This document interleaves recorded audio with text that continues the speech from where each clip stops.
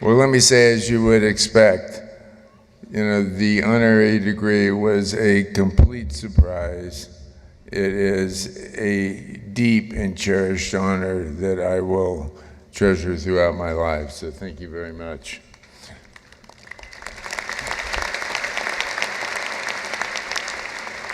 President Cabrera, Provost Braz, to distinguished faculty and trustees, to family and friends, to all of those who have helped build, support, and educate the talented graduates we are here to celebrate today. And most of all, to you, the Georgia Tech class of 2019. Congratulations to each and every one of you.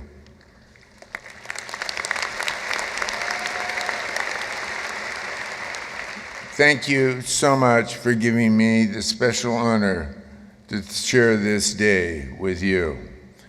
I am honored and humbled to be your commencement speaker. One of the things that makes this day so significant that each of you has followed your own unique path to this moment. Some of you are the first to graduate from graduate college in your family. Some of you are the first generation immigrants. Some of you have always aspired to attend Tech, and some of you decided on your campus tour. Yet no matter where you come from or where you go from here, you and all are united in a shared accomplishment, a degree from one of the finest, yes, the finest technological universities in the world. Standing here today makes me think back to my own graduation and the journey through life that led me there.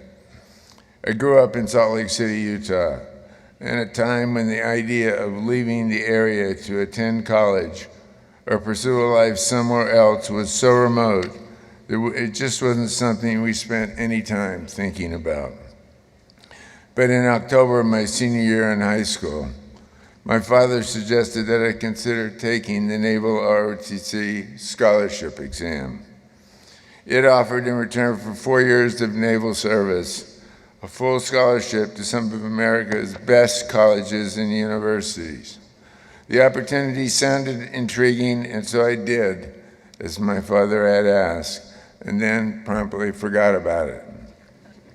Until I received a thick envelope in the mail the following January, indicating that I had been awarded a full scholarship to one of 54 U.S. colleges and universities. Georgia Tech was one of them. I applied, was accepted, and elected to attend. A few months later, I traveled to Atlanta, a city and state I'd never been, on an airplane for the first time, as a first-generation college student. As is true today, what I found at Georgia Tech was a remarkable education. This was a place that looked at the world's most pressing challenges head on and prepared students to go out and address them confidently, creatively, in a highly disciplined manner. You join an incredible legacy today. You should be proud of what you've accomplished here and confident the world is in need of your perspective and your skill set. The question now is how you go out into the world and realize your highest potential. How do you make the impact that you're most capable of and the world so desperately needs? I know most of you have incredible jobs lined up. You have opportunities in startups, nonprofits, corporations and government, military and graduate studies. Some of you have invented your own solutions in the Makers Labs, in the incubators here on campus. You have patents on your own products and services. You have startups already launched. In other words, I am talking to a group of graduates who as a whole, and as you indicated earlier today, has a plan for the future. The challenge, of course, is that we can't predict or prescribe our path through life. It's not an equation where you develop a well-thought-out plan, plug in hard work, multiply it by time, and the sum you get on the other side is incredible success and enduring satisfaction and happiness. It would be nice, but life circumstances are more unpredictable and often don't deliver the intended outcome, no matter how well conceived or well designed your plan is. I am not telling you to turn down your job offers, please don't.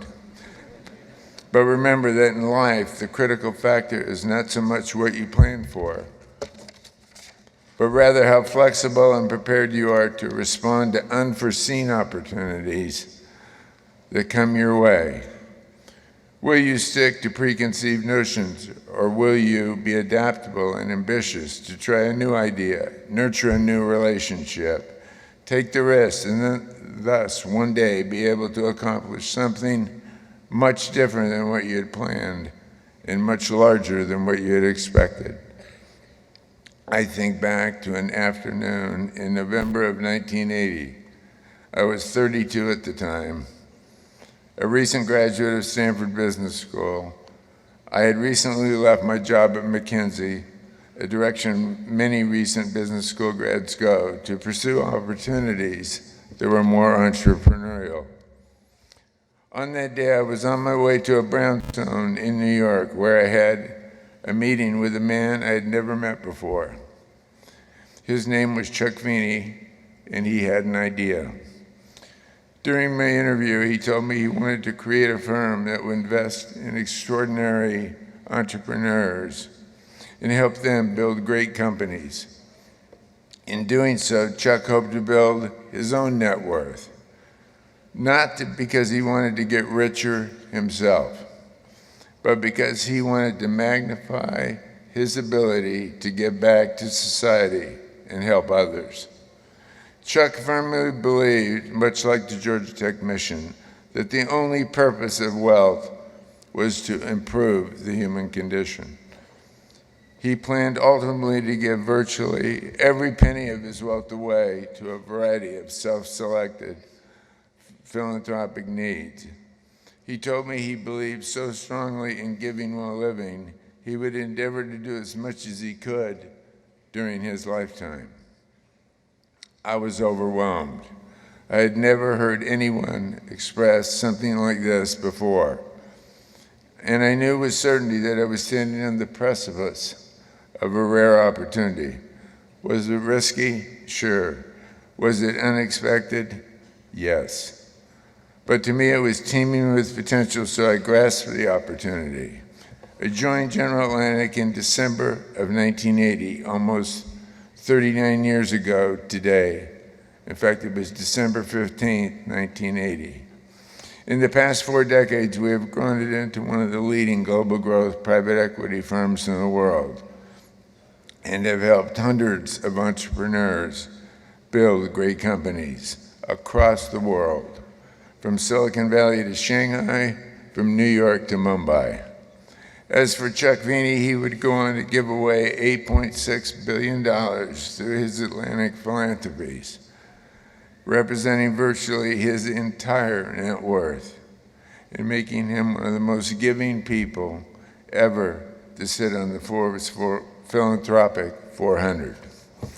The point of this story is not for you to say, well, I hope I get lucky and meet my Chuck Feeney. The point is that serendipity plays a significant role in determining how our lives unfold, both personally and professionally. So the more we're open to opportunity, the more we look for it, the better prepared we will be to seize it when that right opportunity for you comes your way. The other point, and one of the biggest lessons I've learned from Chuck, is that the world rewards audacity.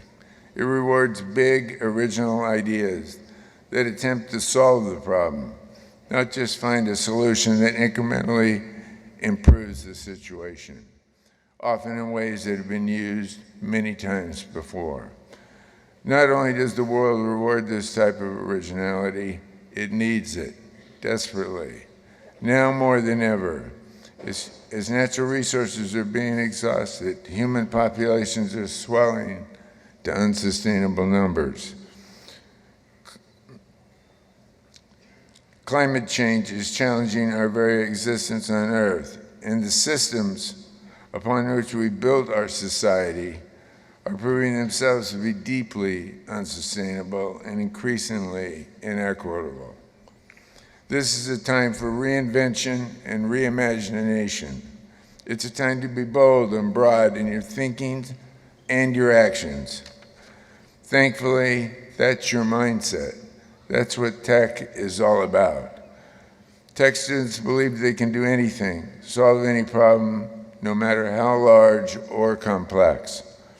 You are here.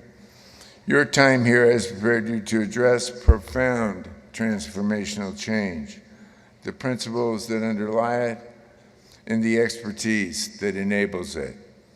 Now it's time to go out into the world and exercise this mindset and deploy this expertise. But be bold and be broad. Our planet and society needs it from you, but you need it as well in order to succeed in a world that is awash in disruptive change. Indeed, the level of change today is greater than it has been at any point in human history, and the pace of that change is accelerating every year. It's a world in which the artificial intelligence-driven digital era is ushering in a renaissance of discovery, advancing the frontiers of knowledge, and dramatically altering our lives and society in consequential and unexpected ways. In this rapidly changing environment, a passive attitude towards the future is simply not realistic. You need to be bold because you're going to be seeing and adapting to things that you've never experienced before, that no one has, year after year. And you need to be broad, to collaborate with people across the spectrum and think about the well-being of others as much as your own. Focusing solely on yourself is not sufficient. One of the greatest values of the diploma you're about to receive is that it is indicative of a way of thinking and being, a perspective and mindset that has prepared you to succeed in this dynamic future. You can do this. We must expect no less. And we must work relentlessly to ensure we have a better, more equal, equitable, and sustainable world. I wish you the very best in your future endeavors. Thank you again for this tremendous honor, and let me congratulate you again in your graduation.